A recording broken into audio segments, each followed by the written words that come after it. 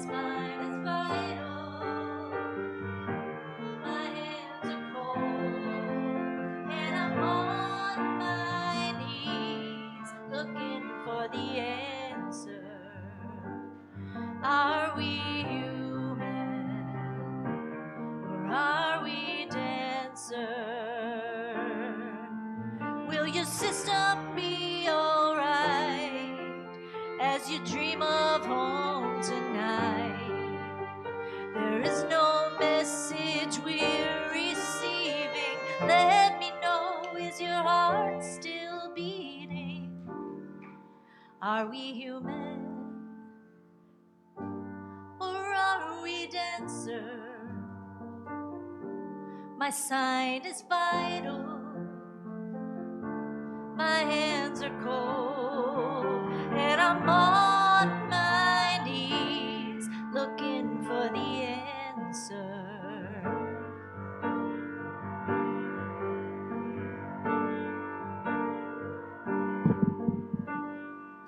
Gotta let me go.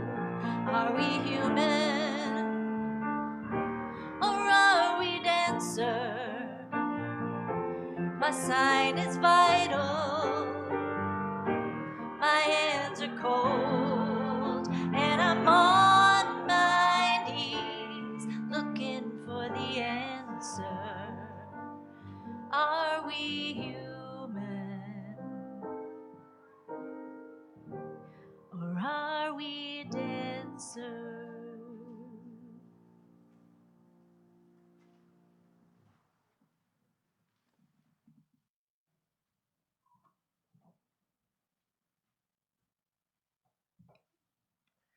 Good morning, everyone, and welcome to the Unitarian Universalist Church of Silver Spring.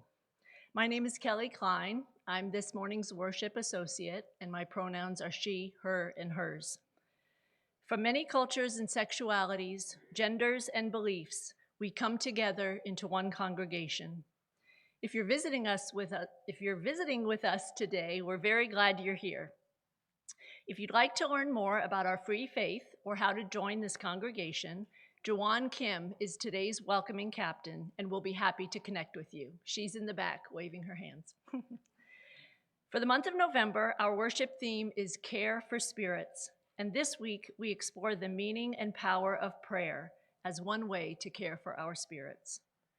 Music today will be offered by our very own Ukes with support from music director Jen Heyman on the piano. About halfway through the service, children ages 3 through high school will be invited to join a group to learn and grow together with other kids their age. This morning's beautiful flowers were donated by Deb Weiner in memory of Sue Hatch, her sister-in-law from Ohio. Anyone can donate flowers for an upcoming Sunday service. Just use the event sign-ups QR code on your printed program and find the Donate Flowers registration form. It was also brought to my attention that we have a correction to the printed program. It talks about the children's open house, or the children's haunted house. Unfortunately, we're not doing it 2 weeks in a row. That happened last week. Now let's greet our neighbors, whether in the chat on Zoom or here in the sanctuary. Please head back to your seat and stay standing when the music starts for our opening hymn.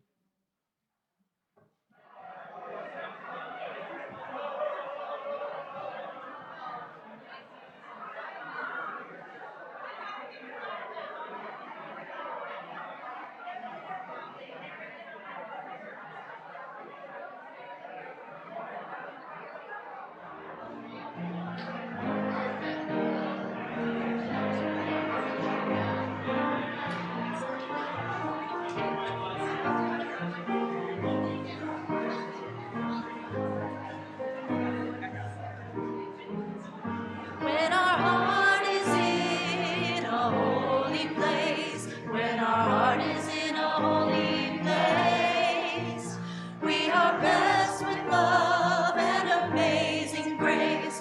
When our heart is in a holy place, when we trust the wisdom in each of us, every color, every creed and kind, and we see the faces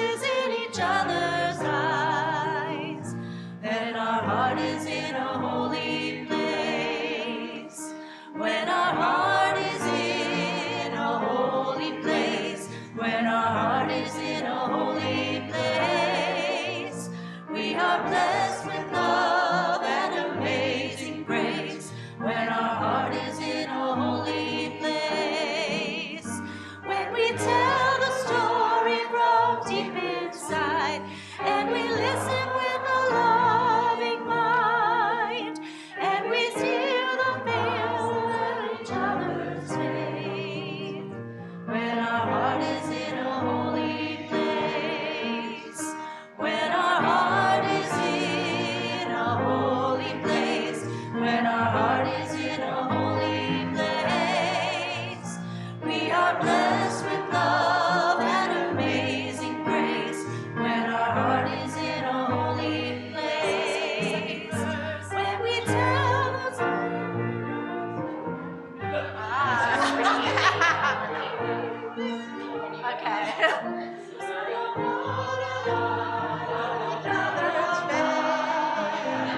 then our heart is in a holy place. When our heart is in a holy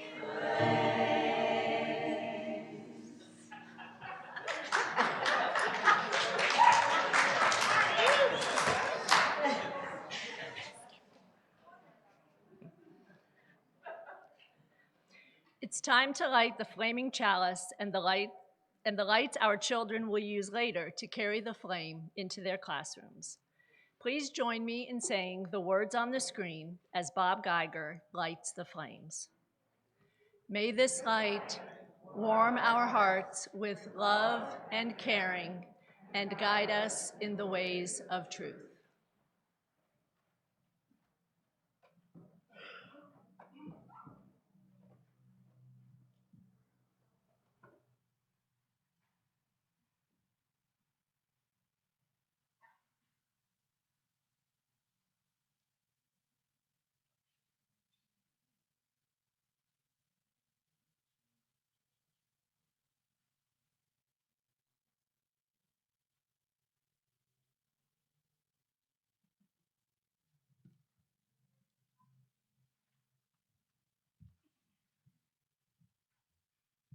Good morning, everybody. I'm Reverend Kristen, Senior Minister here. My pronouns are she, her, and hers. And we are going to be doing something a little different for our wisdom experience today. It's not a story, it's not a moment, it's an experience today. So for the month of November, we will be exploring the theme of caring for spirits. And today's service is all about prayer. Now, prayer is just one word that can mean a whole lot of different things. And prayer is a spiritual practice that's core to most religious traditions, but it can be done in a whole lot of different ways. So instead of a story today, our wisdom experience will be an interactive chance for us to experience some of the different ways that we can pray. There are several prayer stations here in the sanctuary and also over in the community hall. There are 3 stations here in the sanctuary. The Joys and Sorrows station, where there are cards for you to write down any joys and sorrows you'd like to share today. There is an Oops station over there with sand, okay? You can write either something that you feel regret about or a burden that you're carrying and say a prayer, do some sort of centering ritual for yourself, and then wipe that away in the sand. And then we've got our help station up here. There are a whole lot of places that we're carrying concern about in our hearts, aren't there? A whole lot of places around the world. So I invite you to take a push pin and to put that pin wherever you are sort of carrying, whatever place you're carrying in your heart, and you can light a candle if you wish as well. Over in the community building, we've got the Wow and the Thanks station. The Thanks station, I'm pretty proud of the cornucopia of gratitude that I drew this morning. It is over there in the triangle room, and you can write down something you're thankful for and tape it into the cornucopia of gratitude. And then we have our Wow station, which is in the main community hall, and Pat Scheid is actually going to be leading us through 2 cycles. They're the exact same thing, so whether you go over there immediately or you go later, you'll have a chance. through a series of yoga movements, because yoga is a form of body prayer. And you can do that either while you're seated or standing. She has made it accessible to all. And if you are just not up to leaving your seat this morning, I totally am with you. I get that. The card that you received along with your printed program today should have some contemplative prayers on it if you would just like a quiet moment to yourself. Jen Heyman will provide us with some music here in the sanctuary, and Jim Paoletti will do the same in the community hall. Wherever you are, when you hear the song Spirit of Life begin to play, that is your cue that it's time to wrap up at whatever station you're at and head back to your seat in the sanctuary. If you're a newcomer and you have no idea what I mean by Spirit of Life, that is okay. We will make it very clear when it's time to wrap up and go back to your seat. Okay? So now let's begin our time of interactive prayer. All right. Looks like we have a few people wrapping up at their stations.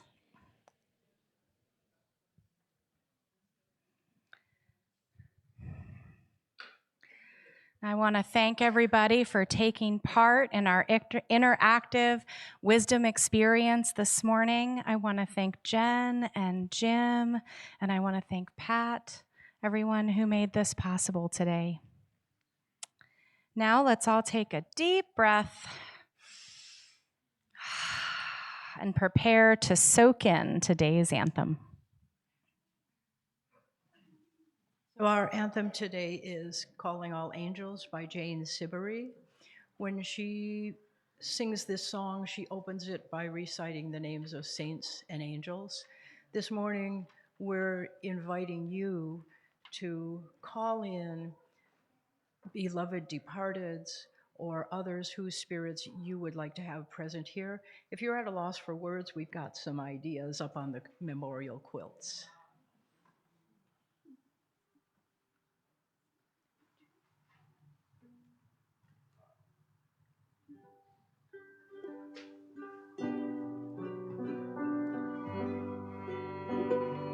Anna Helen Graffelner, Barbara Thornton, Marie Moore, Glenn Thornton, Mary Helen Siegler, Justin Siva,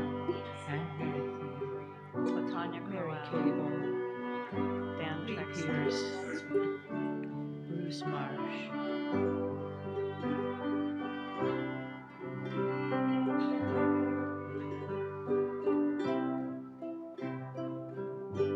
A man is placed upon the steps, a baby cries, and above you can hear the church bells start to ring. The heaviness of it settles in, somewhere you can hear a mother sing. Then it's one foot, then the other, as you step out on the road. Step out on the road. How much way? How much? Then it's how long and how far and how many times. Oh, before it's too late. Calling all angels, calling all angels, walk me through this one. Don't leave me alone. Calling all angels, calling all angels. We're trying, we're hoping, but we're not sure how.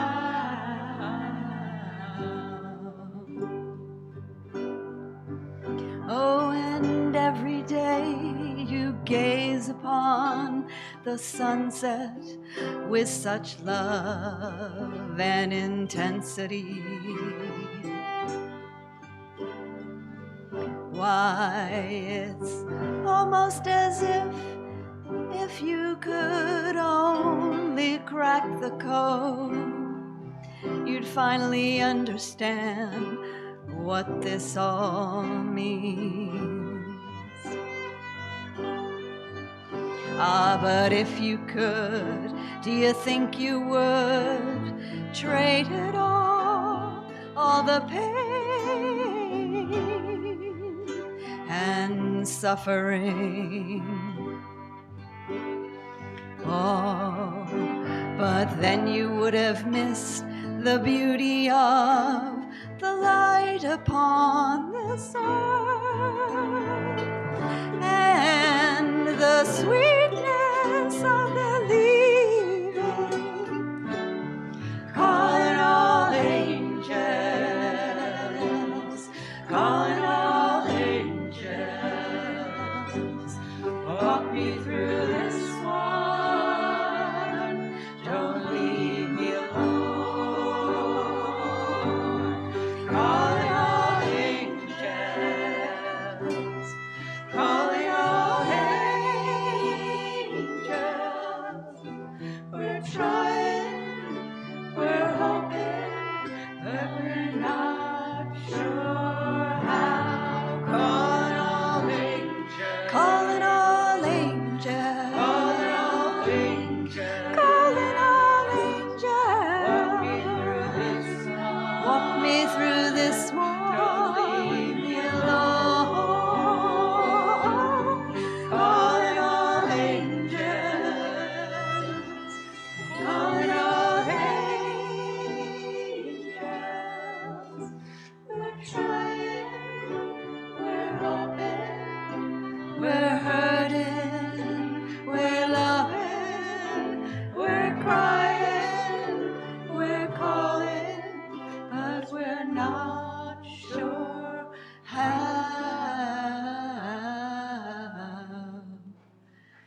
this goes.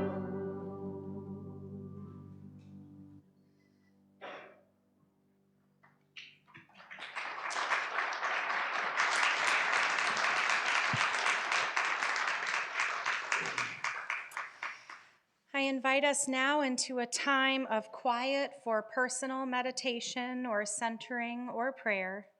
And if you've suffered a deep loss this year, or if this is the time of year that marks the anniversary of a deep loss, I invite you to stand up or raise your hand if you wish during the silence so we can all honor your grief.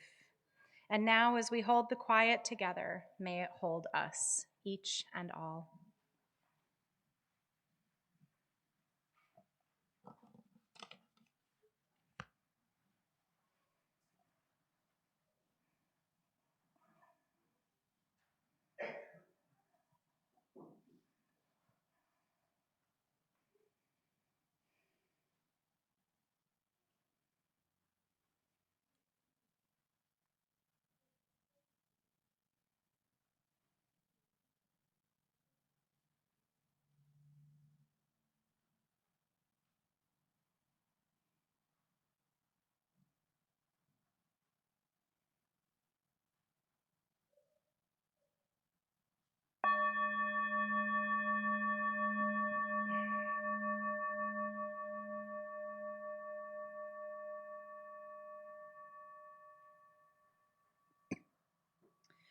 Spirit of life, in a universe where there might have been nothing at all, we are grateful for this good earth and for one another.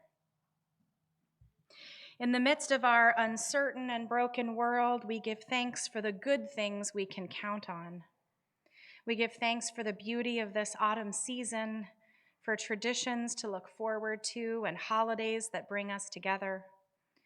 We give thanks for this strong, tender, dynamic, and sometimes quirky congregation where we are all loved just as we are, but too much to let us stay that way. And we give thanks for all of the joys shared by this congregation today. Alongside of our gratitude, many of us hold hurt and sorrow, pain and regret today. And this morning we lift up all of the sorrows from among this gathering of people.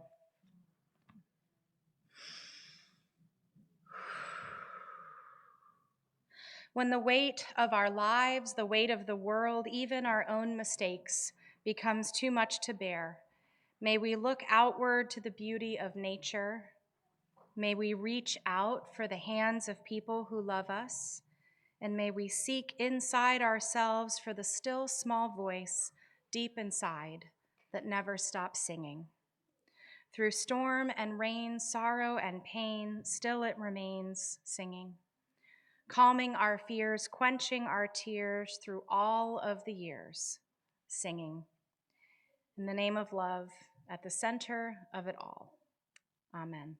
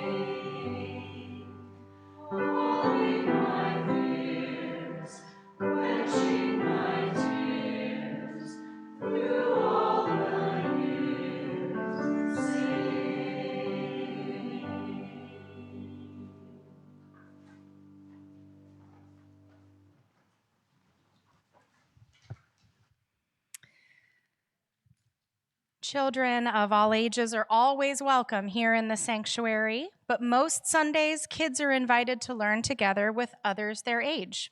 If you're an RE teacher or a kid ages 3 and up and you'd like to go do activities with other kids now, please join me here up front. And I also want to just give a reminder to all middle and high school youth and to our youth mentors that today's meeting to begin planning Youth Sunday on May 17th will begin right after today's service with a pizza lunch. So please join me in the chapel immediately after today's service. But first, the learning and growing our children do is an expansion of our worship. And in this spirit, let's sing May I Be Empty as they carry the flame of our chalice with them to their classrooms. May I be empty and open to receive the light. May I be empty and open to receive. May I be full and open to receive the light. May I be full and open to receive. May I be empty and open to receive the light. May I be empty and open to receive. May I be full and open to receive the light. May I be full and open to receive.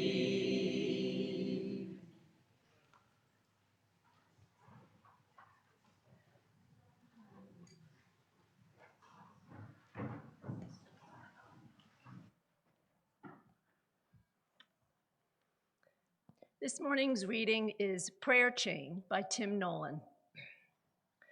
My mother called to tell me about an old classmate of mine who was dying on the parish prayer chain, or was very sick or destitute, or it had not worked out, the marriage, or the kids who were all on drugs. And all the old mothers were praying intensely for all the pain of their children.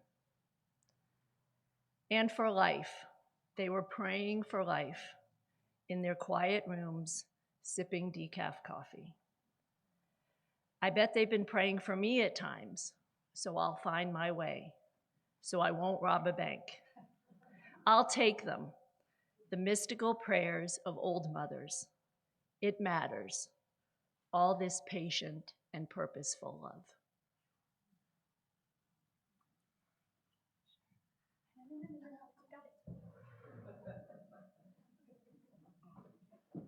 We don't want Kelly hurting her back today, so. All right, do you believe in cooking? It's kind of a weird question, right? Do you believe in cooking? I mean, I guess I believe in cooking. I love cooking. It's not so much something people believe in as something people do, right? Or they don't do, or they sometimes do. It nourishes me. It brings me peace and comfort and sometimes joy. And yeah, sometimes I get tired and cranky and the last thing I want to do is cook. And sometimes that means I don't do it. And sometimes that means I do it and I resent doing it, especially when I've made a meal and no one ends up liking it. So people ask me if I believe in a lot of things. Do you believe in prayer? Do you believe in God? As a minister, people ask me these questions a lot. And I have to confess, after 15 years in the ministry, I actually kind of find them boring. Because usually a blanket statement just means they aren't all that interested in telling me what they do believe in, what does help them find meaning, where they do turn when hope is hard to find. Defining ourselves by what we're not or by what we don't believe in can be a really important stage in our spiritual growth and development. But eventually, there isn't anything left to deconstruct. Eventually, it's time to start building something. Some practices, some rituals, some sacred language, some meaning again. And this is why I think prayer is a lot like cooking. Stay with me. Like cooking, prayer is something people do, or they don't do, or they sometimes do. It's something that nourishes people, that brings them a measure of peace and comfort, and sometimes joy. And sometimes people are tired or cranky, and the last thing that they want to do is pray. And sometimes that means we don't do it, and sometimes it means we do it and we resent doing it.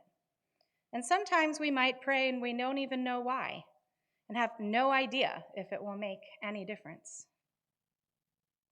As best I can tell, people pray for the same reason that they cook. They're hungry for something. As Abraham Lincoln once said, "I have been driven many times upon my knees by the overwhelming conviction that I had nowhere else to go."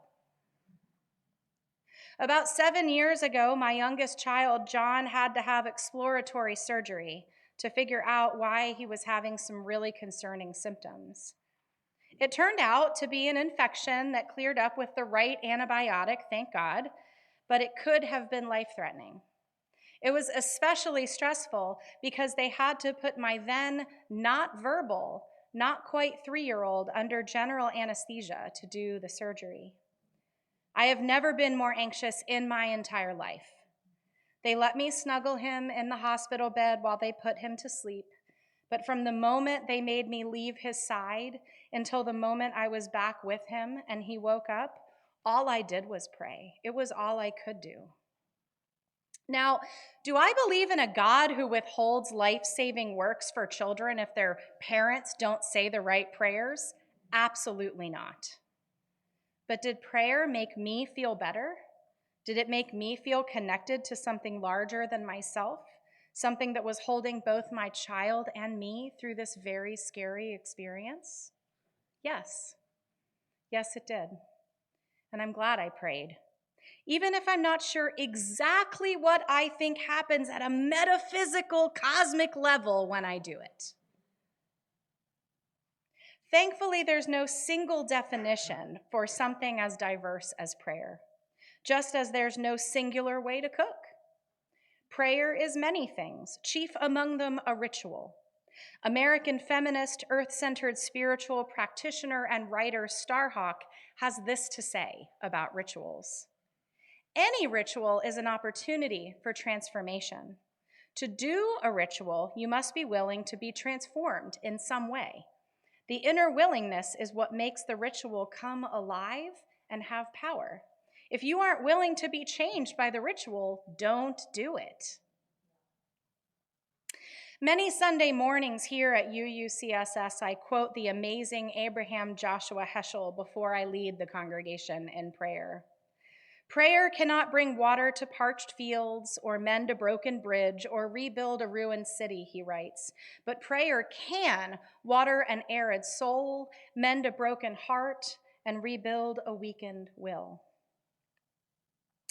Back in 2016, I joined hundreds of clergy from all around the country at Standing Rock to witness the violence being done to Lakota water protectors who were peacefully protesting the Dakota Access Pipeline. I wished then that I believed in prayer that could strike down the law enforcement officials I witnessed spraying grandfathers and grandmothers in the freezing cold with fire hoses. You bet I wished fervently that I believed in a God who would bring the helicopters and armed drones down from their intimidating circles in the sky. But I don't believe in those things. So instead, I prayed. I prayed with people from many different religious backgrounds, often with words that I would not have chosen, words that don't speak to my own theology or spirituality. And yet somehow in that place, brought together by that purpose, even the words and theologies of others on my tongue still felt true and right and holy. And while we didn't share an understanding of how or why our prayers together were powerful, they were, and I believe they still are. As we begin a month dedicated to exploring the theme of caring for spirits, I wanted to begin with a service on prayer because I think it's one of a number of practices that Unitarian Universalists often have trouble with.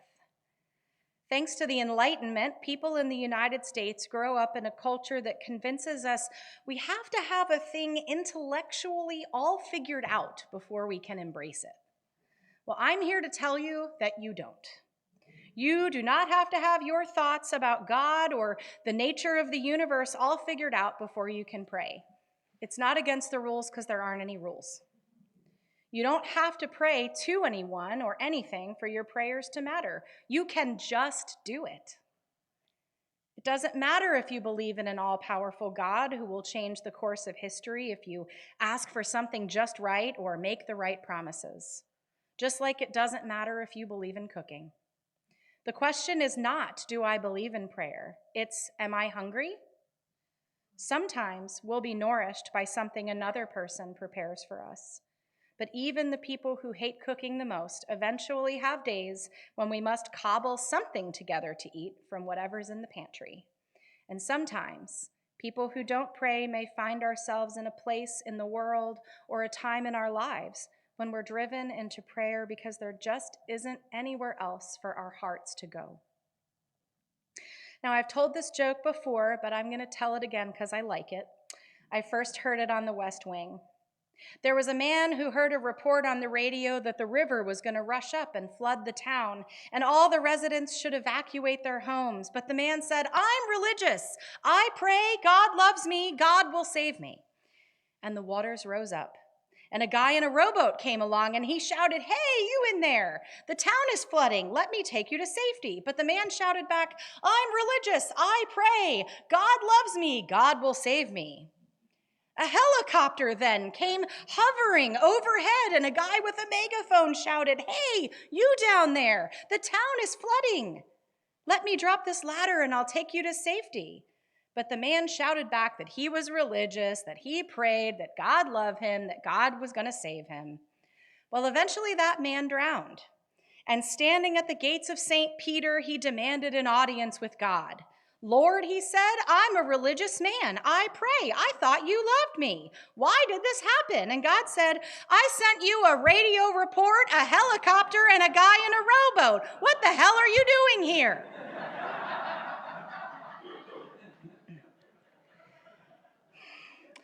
The man in the story seemed to think prayer alone was sufficient. But prayer isn't something we do instead of taking action. Prayer is an action. It's an action we can take to get perspective, to remember our place in a profoundly interconnected and unimaginably large universe. Prayer is not about handing a deity the work that we can't do or that we don't want to face. Prayer is an inner shifting that helps us figure out which work belongs to others and which work belongs to us.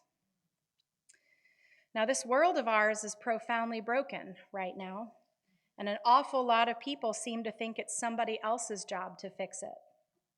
Seems like everybody is waiting for someone else to take the first big step, to make the first truly bold move to shut everything down to such a degree that the powers that be can't ignore it anymore. The bad news is that prayer is not a get-out-of-jail-free card, and we all have work that is ours to do. But the good news is that even in the midst of the worst that this world can throw at us, we are never, ever alone. And prayer is one thing that can help us care for our spirits and the spirits of others. Because there is a patient and purposeful love holding us as those mothers and grandmothers held their families and neighbors and world in prayer in our reading today. It's a love solid enough to hold us in any storm, a love big enough that it holds even our enemies, a love strong enough that it will never forsake us. We embody this love every time we share our joy, every time we lend a hand, every time we grant forgiveness and give our neighbor hope when hope is hard to find. And all of this patient and purposeful love matters. It matters. And in fact, right now, it may be the most important thing of all. Amen.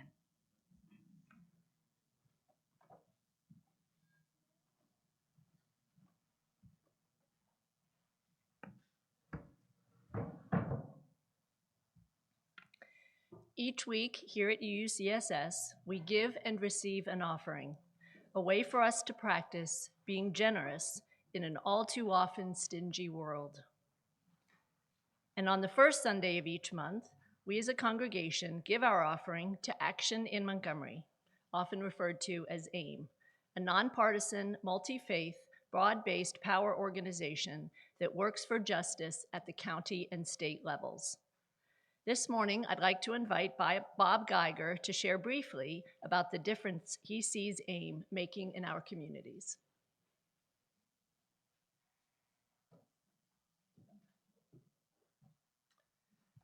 Good morning. I work as principal at New Hampshire Estates Elementary School, and on Tuesday night, we collectively held an AIM listening session there. It was hosted by AIM and by our church, as well as our school community. And AIM's purpose was to get input to drive their priorities going forward. But I was thinking as Kristen was talking, what we were doing was building meaning together and giving folks an opportunity to voice their hopes and dreams. And that's what was happening. We had several people from our church, we had several people from AIM, and we had probably about 80 people from our school community there. 100 people, I counted them, in all. And we had people sharing their stories, their heartfelt experiences about what's going on in their lives, There was a lot of talk about immigration. I work at a school where most of the school community are immigrants or children of immigrants. There was talk about just the day-to-day struggle for existence and for housing and food for families. There was talk about democracy. There was talk about the mental health needs of kids in this time that we find ourselves in.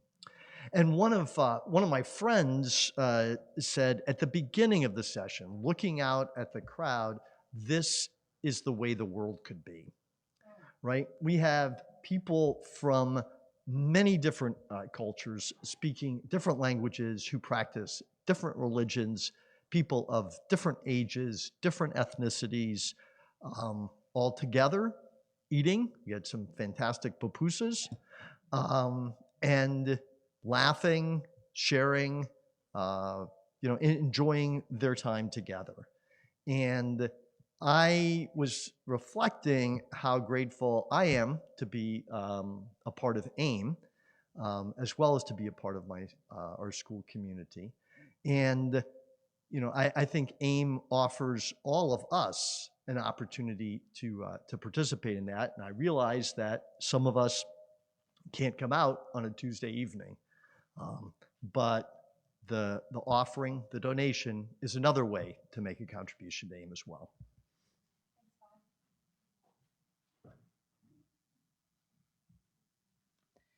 However you choose to make your gift, I hope you will join me in giving generously.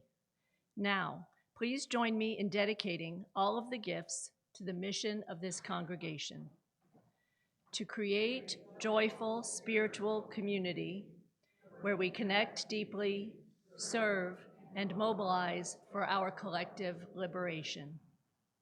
Sunday support volunteers will now pass around the plates to collect offerings by cash and check.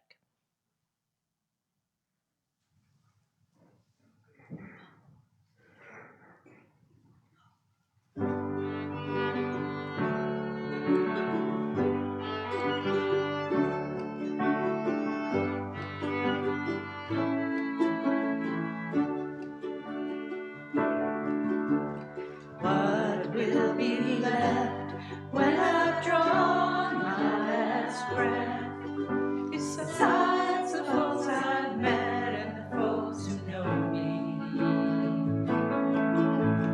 will I discover a soul-saving love, or just the dirt above and below me? I'm a doubting Thomas.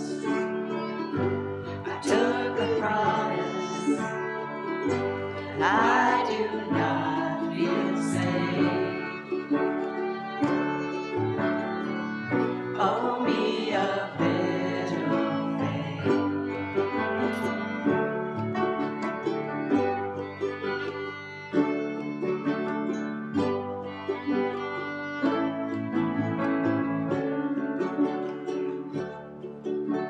Sometimes I pray for a slap in the face, then I beg to be spared, 'cause I'm a coward.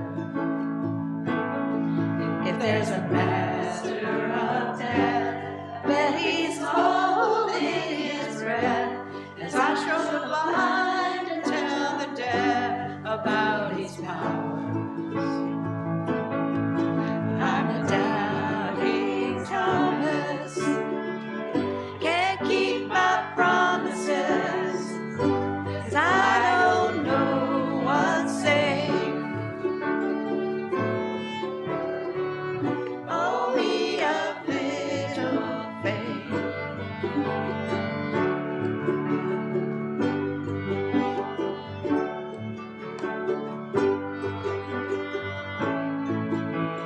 Can I be used to help others find truth? When I'm scared, I'll find proof that it's a lie. Can I be led down a trail, dropping breath?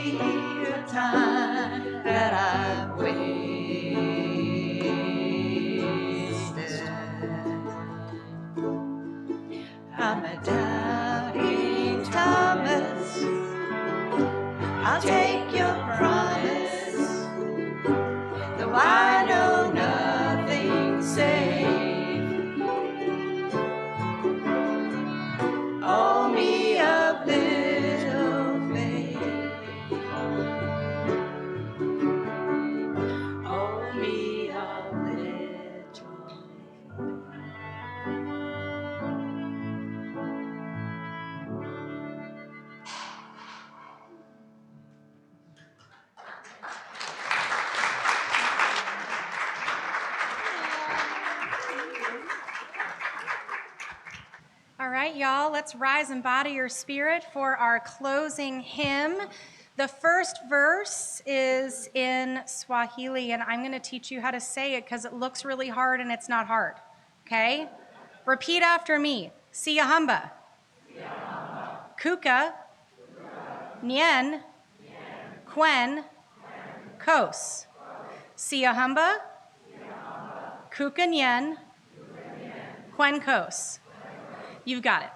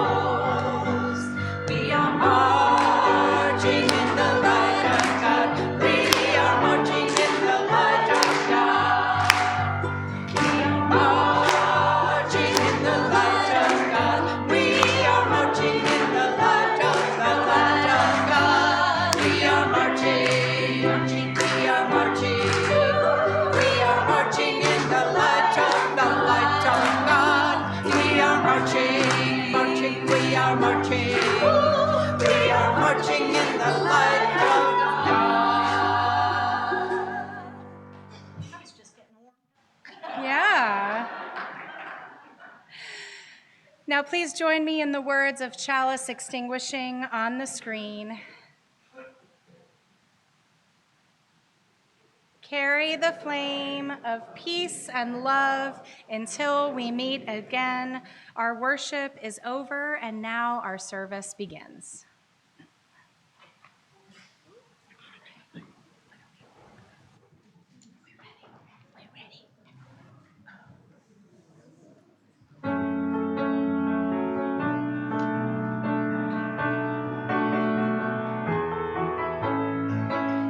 I'll say a little prayer for you the moment I wake up, before I put on my makeup. I'll say a little prayer for you while combing my hair now and wondering what dress to wear now. I'll say a little prayer for you forever. You stay in my heart, and I will love you forever and ever. We never will part. Oh, how I love you. Together, together, that's how it must be to live without you. Would only bring heartbreak for me. Now run for the bus, dear.